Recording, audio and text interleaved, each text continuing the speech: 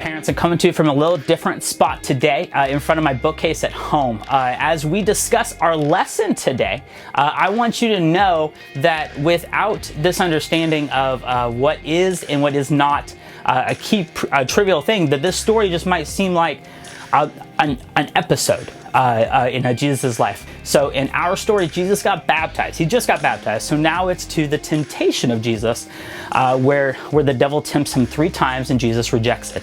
One of the big key aspects to this is that temptation is not a sin. To understand a sin, we need to understand that it's disobedience to God. And disobedience to God is knowing His word and knowing what actually is said not to do. So everything we talk about as sin is always drawn back to the Bible. It's always drawn back to the fact that Jesus said this, or God said this and prescribed these things. As we look in our big picture, we know that the Old Testament is many men tried to make up the law, and that Jesus came to fulfill the law and complete the law through love, but also through sacrifice. That when we follow Jesus, we are obeying God the most. So as you teach your kids to understand the difference between temptation is the opportunity to sin, is the opportunity to fall short. So be aware of those things. Discuss with your child. Ask them, hey, what's a way that you might become tempted? Where might you become tempted? We know in the book of Proverbs it tells us not even go on the side of the street of temptation.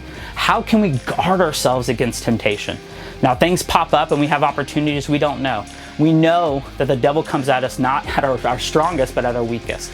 So as we minimize those weaknesses, as we discuss those things, and as we build systems in order to help our child not sin, or better, obey God, we need to know that obeying God is just not doing wrong.